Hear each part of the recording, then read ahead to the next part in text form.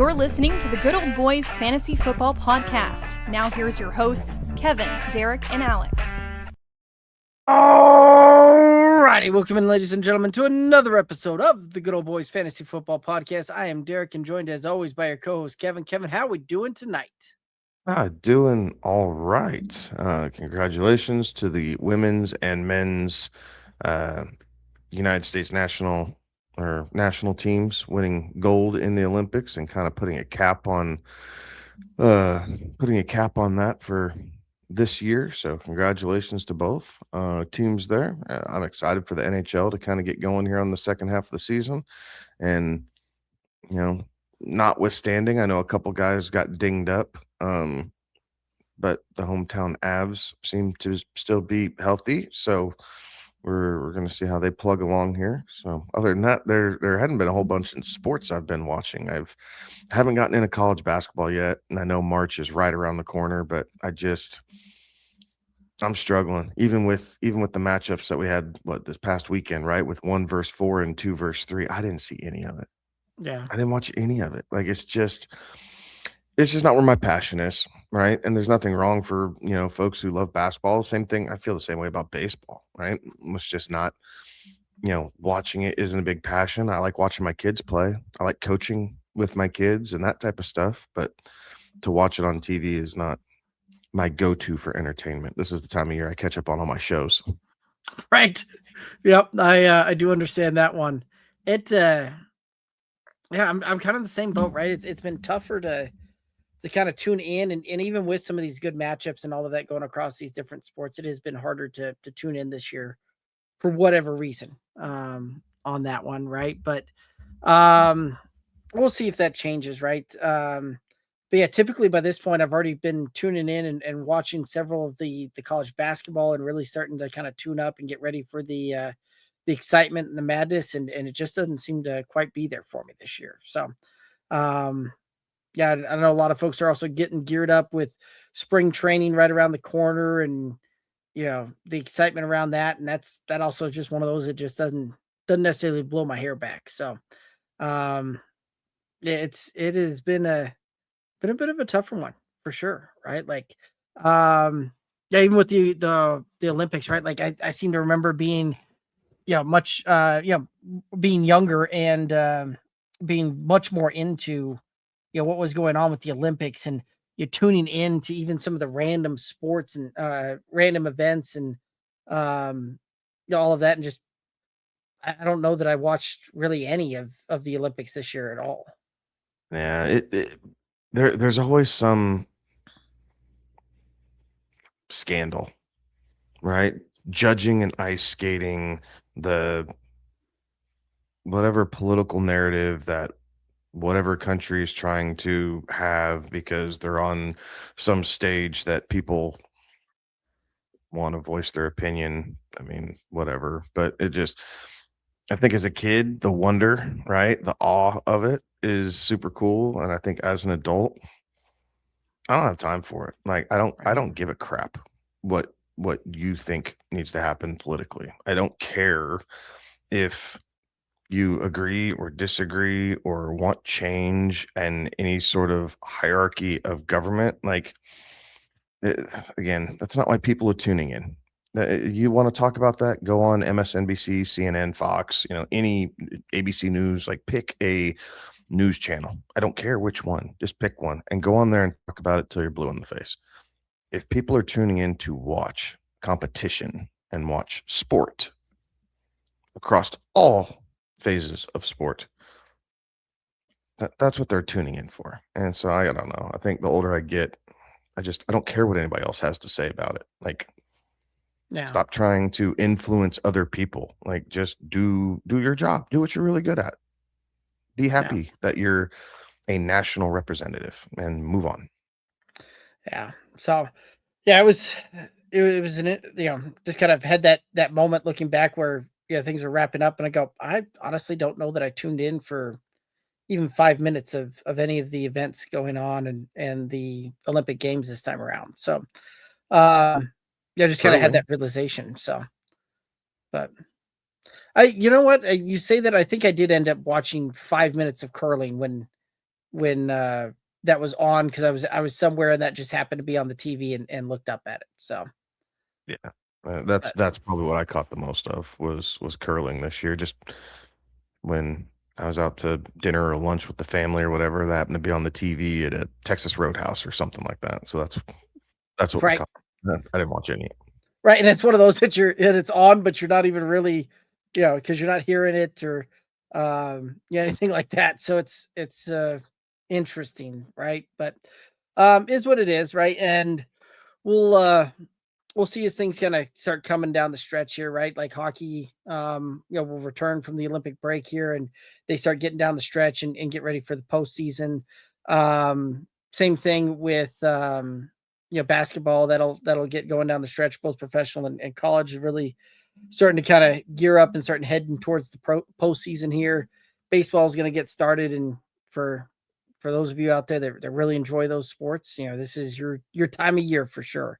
Um, the NFL's got a little bit starting to kick off here, right? The combine is underway, and we're starting to get some news and notes kind of coming through that. We're starting to get some franchise tag starts happening, and some of those things kind of rocking and rolling from there with the league year going to start here very soon. And we'll kind of go over the news notes and combine thoughts here. We've got a guess the player again this week, which last week we turned up the heat a little bit on Kevin and had some stumpers in there.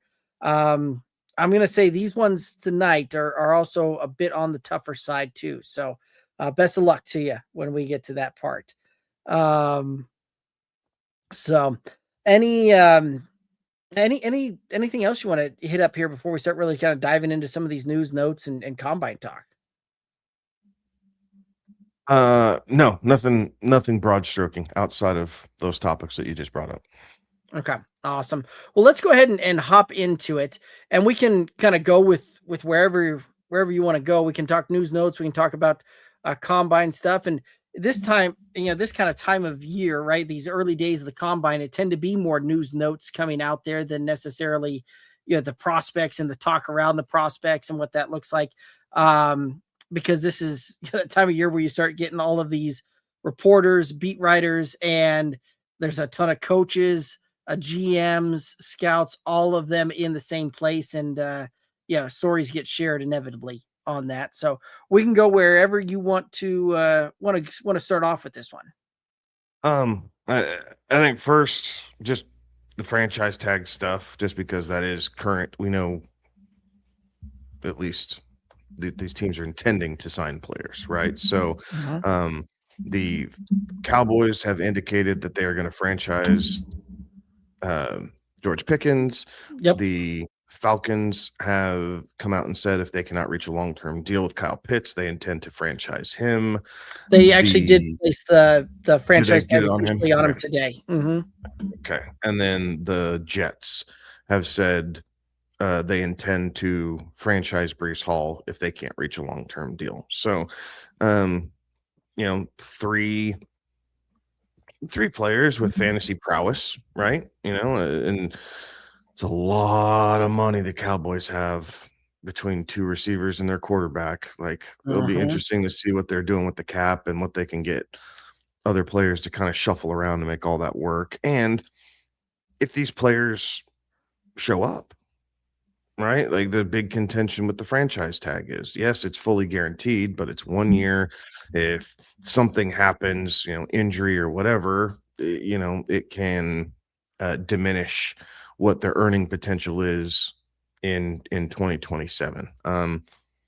I I don't like the franchise tag. I wish the NFL had more of a arbitration style like Major League Baseball does, and they can take their arguments to a panel and get it sorted out that way. I don't like how we're, in 2026 and all the things, TV revenue sharing and all, revenue sharing, all these things. And we still have to watch guys get put on a 1 year deal. And God forbid something happened, but if something happens, right, that is detrimental, right? That is generational wealth we are talking about here. Like, I understand the side of the players. I don't want to sign that. I want a 3, 4, 5 year deal, whatever they're looking for, right? But I mean, finding common ground and getting that deal done because they don't know. Right. Shortest lifespan of a professional athlete is in the NFL. Mm-hmm. Like Most I, guys don't make it to their second year deal or second second contract. contract, yeah. So I don't have any issues when this happens. Now, I take note, right? Like we saw this with Terry McLaurin, right? Got franchised, trying to work, or did he get franchised? But they're trying to work on this deal. He was a hold in, right? And so when they don't sign these contracts and they start missing activities and they're not getting the reps and they're not warming up properly, and yeah, they're working off to the side, but it's just a little different. And in too many cases, soft tissue injuries follow. So I think CeeDee Lamb might be one that avoided that, right? He held out with everything for his contract or when he was franchised, and he showed up and went gangbusters.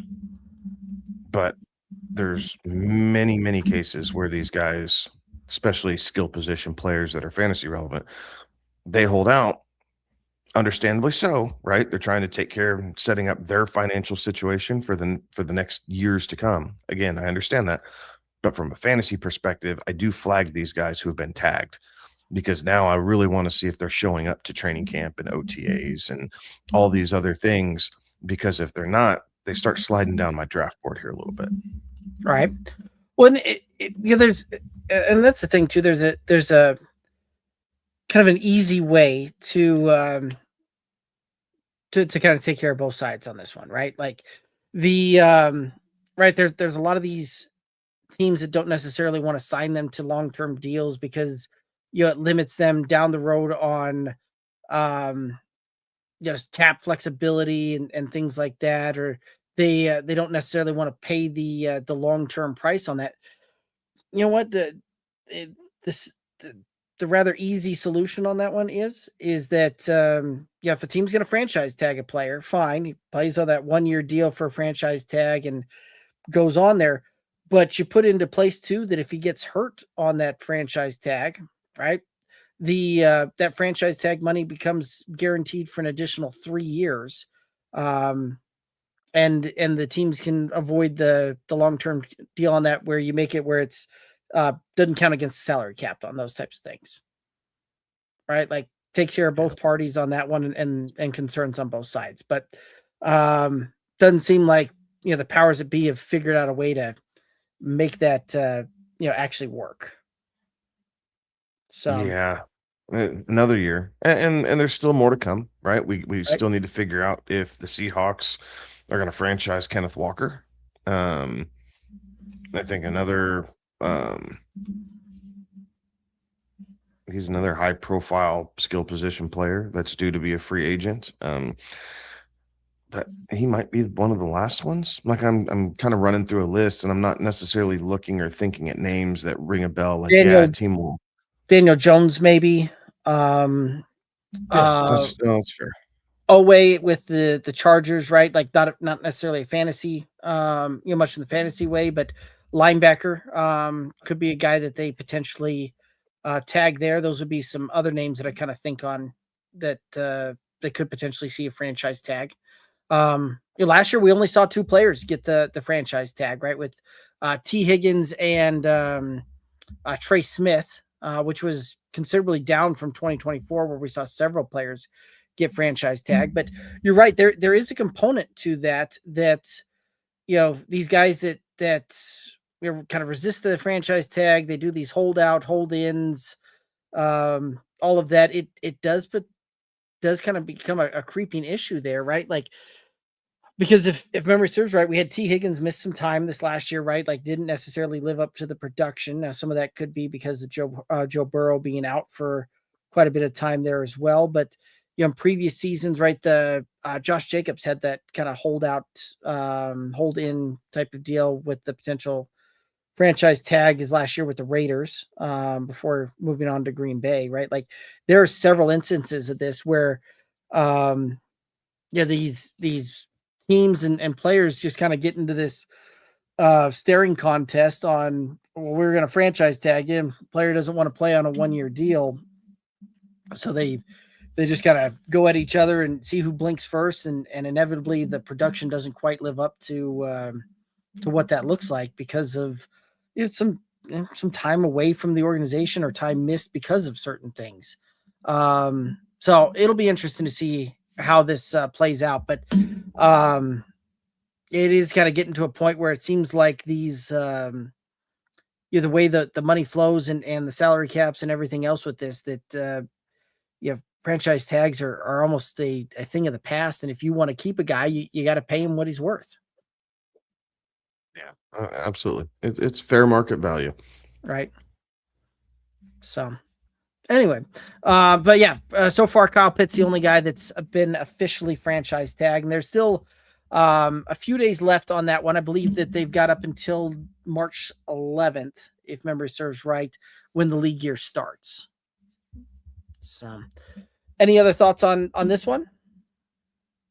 No, not on the franchise tag aspect. We'll see if everybody kind of holds through, or if we get some contracts done. I mean, that's entirely possible. So you never know. I think at this point, I would be a little surprised if Breece Hall re-signed with the Jets. But the alternative is, you it's the devil, Right. You get your long-term deal, you have that financial security, or you play out the 1 year if they decide to tag you, and then hit free agency. So it's always up in the air. Depends on who's giving the advice and which, how you're receiving it as well. So lots of unknowns. Right. Okay, well let's kind of head off into some other news notes coming out of the combine here. Right. Again, like this point, not really seeing much come out of the way of players and that, but certainly lots of storylines to be aware of. Right.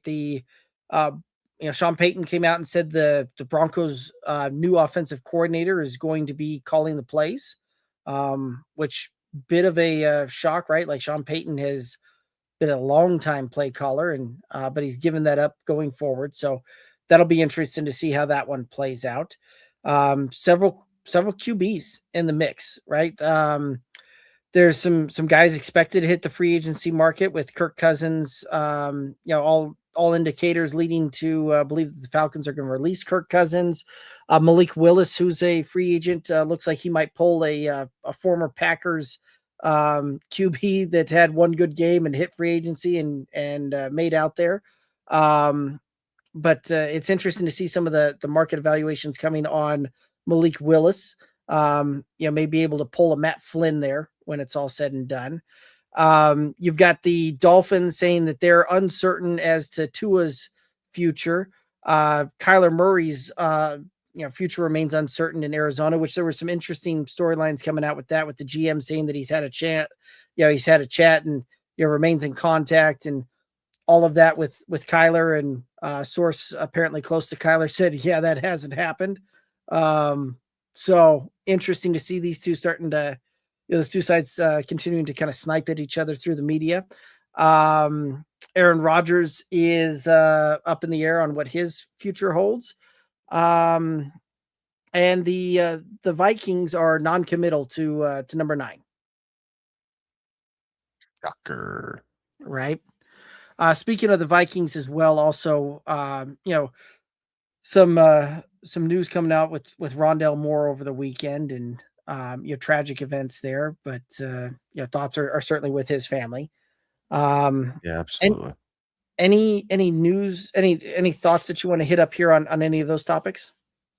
Let's see here. It's kind of you can try to run through this list of bullet points, right? And just kind of see what's there. The combine's turned into a difficult thing to judge, right? Like it's teams being able to backdoor channel trades and, some free agency stuff, because you're talking to the rookie's agent, but he's also the agent of a free agent that you really want to sign, and one thing leads to another, and is what it is. Like, some of the random things it was interesting that the LA Rams and the Jacksonville Jaguars did not show up and participate in any and do not plan to Right. show up in any of the combine activities. They're saying, nah, we're good. You have the Raiders coming out and saying that, Tom Brady will absolutely have a voice and be involved with whoever the starting quarterback is for the Raiders this coming year. We all expect it to be Fernando Mendoza, but if 12 sees something that he does or doesn't like, it's clear, and that's part of why you bring him in as a part owner, to take that tutelage and that knowledge and see what he has to say. So that part will be interesting. A lot of talk around defensive players and this, that, and the other, but honestly, it's been rather slow. We haven't really seen anybody, bust out and do something crazy like we see every couple years at the combine. And that's okay. It just makes it for a little bit slower news feed, and then you start to realize what started at the combine a couple weeks from now is what the ripple effect takes, right? It stays tight and small, close in, and then as you get closer to free agency and the draft and everything else, you start to hear these talks like, oh, okay, they started conversations at the combine, and this happened and that happened, and here's how it all came together. So,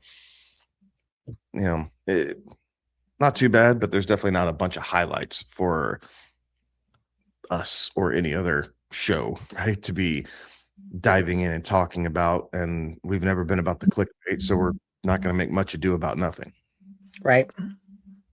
So, yeah, it's one thing too that I did kind of see come out, and I don't know that we've really spent much time on this one, but the Arizona Cardinals, right? We mentioned just a moment ago that they they seem to be at odds with their quarterback, and they've got 3 quarterbacks under contract for next year, so it'll be interesting to see what direction they're going there. But the fact that they decided to bring in Nathaniel Hackett as their offensive coordinator, so very interesting to see that that Nathaniel Hackett is still able to find these positions and get hired in with his last couple of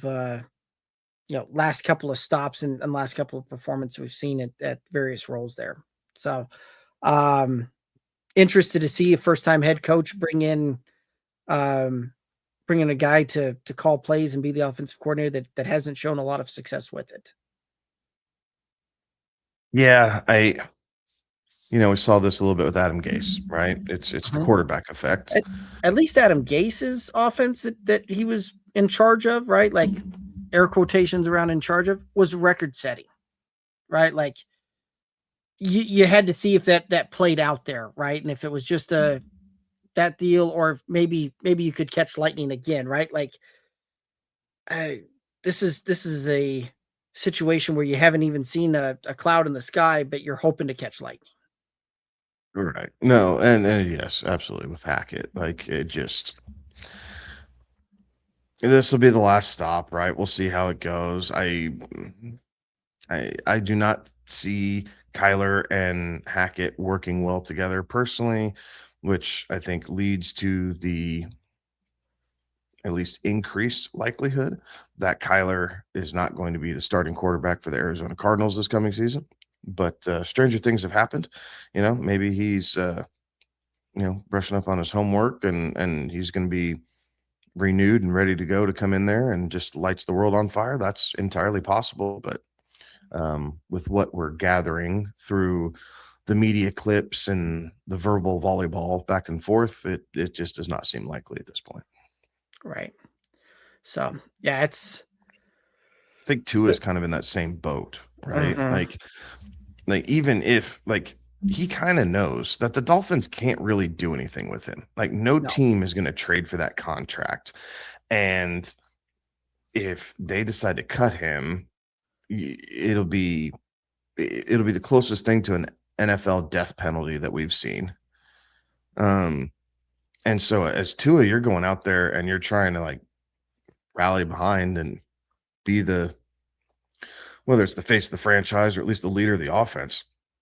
And he's looking around going, these guys don't even want me here. And you have everybody looking at him going, why is this Joker here? They don't even want him. Like it's a weird, Right. talk about a weird situation. And for those of you inclined to put a couple units on win totals, I feel pretty certain that the Miami Dolphins are going to be under their projected win total that Vegas has. It just, none of this is looking pretty or, smelling like roses, if you will. Right. Well, actually, probably the closest thing we may have seen to, either the Kyler or the Tua situation is, as things are playing out, is kind of that Jameis Winston side of things, right? The the former number one super high draft pick goes in there and gets ultimately released, and kind of becomes a journeyman backup, right? Like that oftentimes kind of becomes the fate of that, and then it becomes a question of, does the guy have the personality to be able to not be the guy, right? When all the way up to that point, they've been the guy at whatever level they've been at, right? Whether it was high school, college, the NFL, they've been the guy. They've been QB1 at every stop, right? Like that becomes a question of can they morph into that role of being the backup QB if that's what's called for, and not necessarily an easy transition for a lot of folks. Kind of looking at the situations as well, right? If it's going to come down to a trade, this is with the contracts that are at play there. It almost has to become a trade like the Lions and the Rams did a few years back, where Jared Goff and Matthew Stafford switched spots, but the Rams had to give up first round draft picks to be able to get a team to take that contract on with Jared Goff, right? And it certainly worked out well for the Lions, worked out well for the Rams. But the question becomes is what other organization out there can be that dance partner for either the Dolphins or the Cardinals if they decide to go that route. Yeah. Yeah. I know they're exploring options. They've made no bones about it. I think, maybe they're trying to look at what the Broncos did with Russ. But even with what the Broncos did with Russ, it was only like 45 million or 65 million, whatever it was. Like we're talking about $99.2 million in dead cap. Like that is by far would be the NFL record for a single player. But that's why they pay economists and they have money men and shuffling things around. And if they know they're rebuilding, well, the fastest way to hit rock bottom is to force yourself down and then try and build it back up. But I don't know. I don't know how much ownership or the fan base is going to tolerate that. We're very much in a win now society. So, they can say all these things and try and puff piece, hey, we're doing the right things for the franchise. We're going to be back better than ever. But that's a tough pill to swallow as a fan. Like, how do you keep your season ticket holders engaged, knowing that for, the 8 or 9 home games that you get, you might see a win, maybe Right. 2, but that's probably about it. Right. And quite frankly, neither one of those franchises, the Dolphins had some success a couple of years ago, but the Cardinals have been have not had a strong season really since Kingsbury left.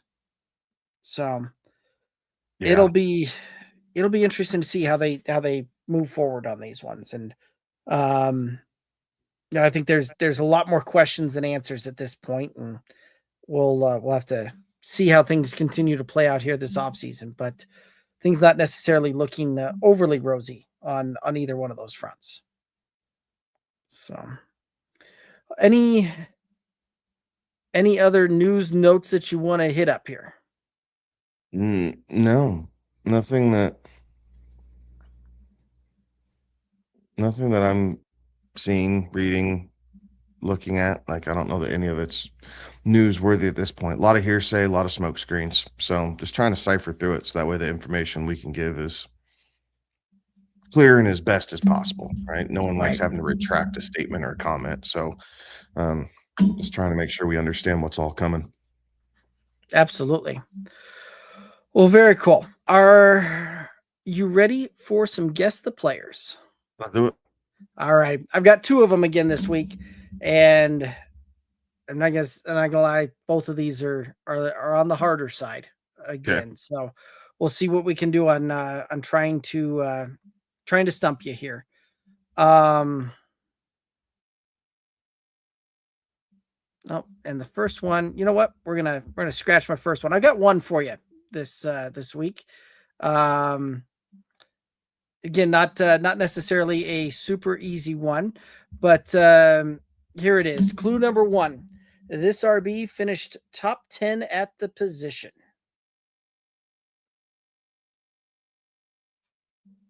Inside the top 10 at the position. Right? Not much to go on, but it does narrow it down just a touch. Any guesses on that one? Jahmyr Gibbs. Okay, that was a lucky guess.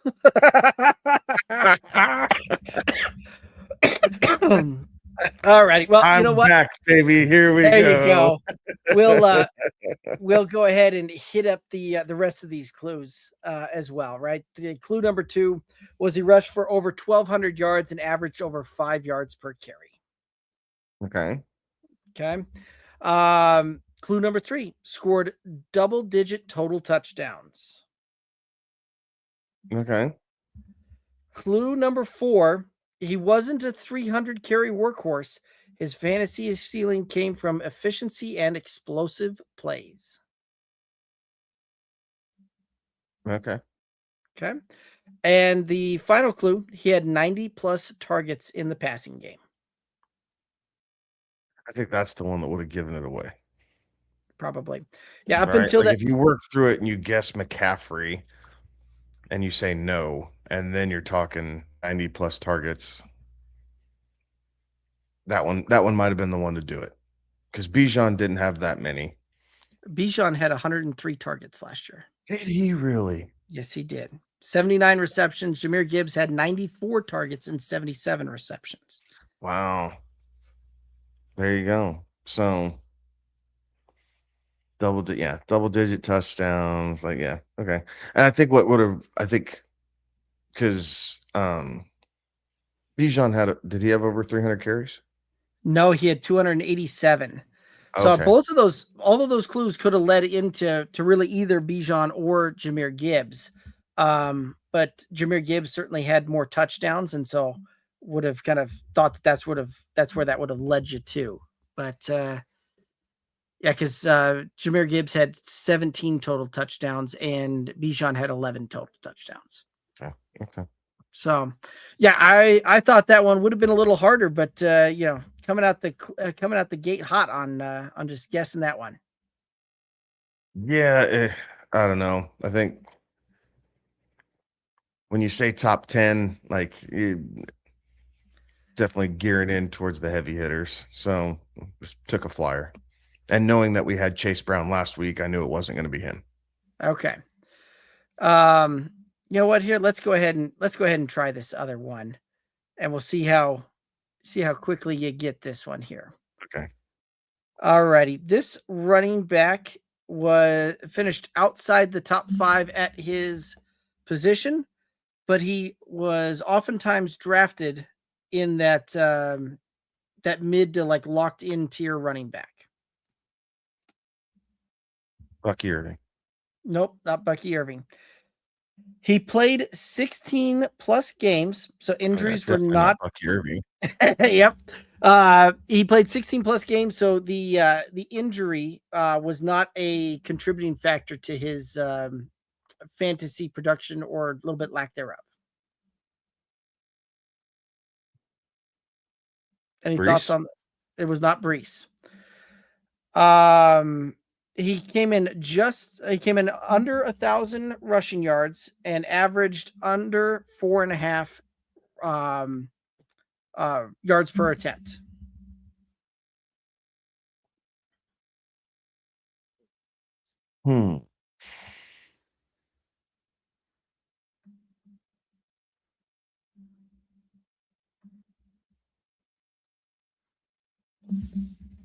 Say that one more time. He had he didn't quite reach 1,000 yards rushing and averaged under 4.5 yards per carry. Yeah, it's not. I'm trying to think that top 5 deal. It's not Achan. Nope. He finished outside the top 5 for sure. Yeah. Okay. Next clue. His receiving usage was okay. He had over 30 catches, but it wasn't enough to push him into a true like difference maker in the receiving game.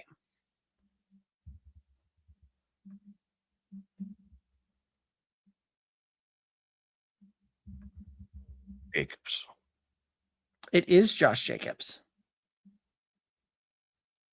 So, the last clue, you got it, but we'll give the last clue as he finished behind multiple backs that were drafted after him, and certainly was a bit of a frustration for fantasy managers this year. So, yeah, Josh Jacobs was the answer. Yeah, finished at running back 12, so outside of that top 5. Yeah, certainly played in many games throughout it. Had 929 rushing yards and about 4 yards a carry, 36 receptions, and he was drafted in that kind of mid RB1 tier.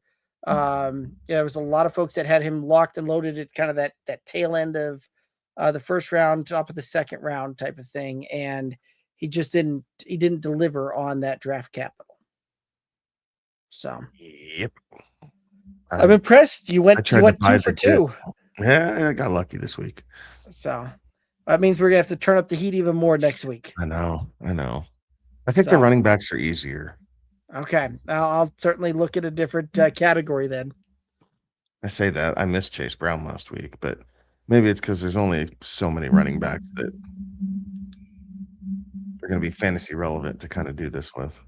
Right. Well, and it's one of those two that the running backs tend to, yeah, they tend to have fewer blow up games, so that they don't necessarily, they tend to be a little bit more consistent. So you see that where they just kind of whittle their way there over the course of the season, right? Whereas wide receivers, we've been over that several times throughout the years, where you can have a guy go out and have like 4 blow up games, manages to get to like wide receiver 13 on the year.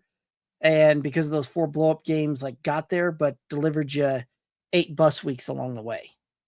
So, but no, I'm impressed. It was 2 for 2 this week, and you rocked those ones out. So we'll see what happens next week when we lock into that one. I think that's going to take us down here to the end of it. Any final thoughts out there for the viewers and listeners? No, thanks for tuning in, right? Kind of enjoy your information gathering, right? Trust but verify is a big part of, what's going on in fantasy sports here right now. So, or at least fantasy football. But there's, like Derek said, there's baseball starting up. If you're a seam head, basketball's kind of, college basketball's getting ready to get into the really fun part with March Madness. NHL and NBA are trekking towards the second half of their seasons, or in the second half of their season, if it's the NBA, I guess. And then before you know it, lots of playoffs here coming up in April and June. So it's coming. We're just marching right through here, but we'll see what the rest of the combine shows us. And then it's going to be on to a lot of free agent news and notes. See what we're getting out of that. Yeah. So we'll next week we'll certainly have some more news coming out of the combine.